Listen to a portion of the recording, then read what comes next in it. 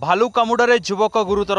मयूरभंज जिला ठाकुरमुंडा ब्लॉक सातकोशिया ग्राम पंचायत पथरिया साई भालू कामुड़े युवक गुरुतर होई ठाकुरमुंडा गोष्ठी चिकित्सालय भर्ती।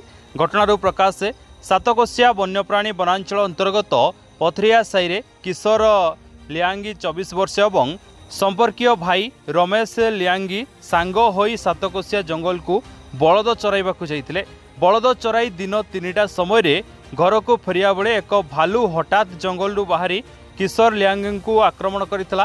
किशोर भालू मुहरु निजको बंचाइबाकू जाई भालू को एक सान कुराड़ी रे प्रति आक्रमण करिवारु भालू गोड़ एवं जंघरे कामुड़ी जंगल को पळाइतला। सांगरे थिबा रमेश लियांगी फोन जोगे परिवार लोकन को जणाइबा परे परिवार लोक जंगल को जाई किशोर को कांधरे बोही 53 नंबर राज्य राजपथ को आनिथिले। एक ऑटो जोगे ठाकुरमुंडा गोष्ठी चिकित्सालय भर्ती करथिले। किशोर लियांगींकर बाम गोड़ भांगिबा सहित जंघरे गभीर क्षत सृष्टि होईछि।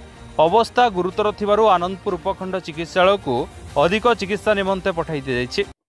जतिन बानरा घर पथरिया साई केमती कौन भालू कामुड़ला से माने 10टा बड़कू बलदगा को चोरईते नहीं थिले। तापरे बलदगा को जते बेले से माने जंगल रे चोरई की तापरे से माने पुणी थरे घर को आनिबे बोलिके तापरे सेही समय रे एमिति भालू का आक्रमण करिछि। केतरा भालू थिले? गोटे थिले। तापर केमती फेर खबर पाइलो तुमे? तापरे से आउ जने तांकरे भाई जाइथिले। तापरे से फोन कले तापरे जानिले तापरे रूपा सिंधु आइबरु तापरे धनेश्वर आइबरु से माने जाई कि तापरे ताकू नहीं आसिले। तापरे केमती आनलो फेर मेडिकल? तापरे से माने जंगल साइड ने गोटे बाहर कले से सातकोशिया से रोड रे नी तापरे बाहर करे कि सेटो तापरे ऑटो फोन करके तापरे से ऑटो रे नहीं आसिले। तुम नाम? रूपा सिंधु आइबरु घर पथरिया साई। केमती तांको भालू कामुड़ला?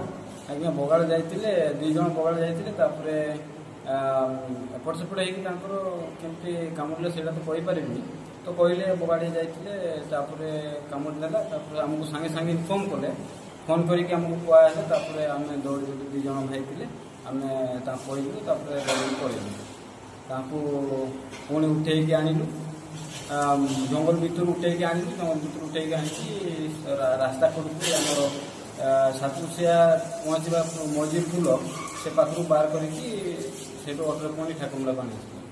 मयूरभंज जिला करंजियारू हरेकृष्ण त्रिपाठी रिपोर्ट पवित्र न्यूज ओडिशा।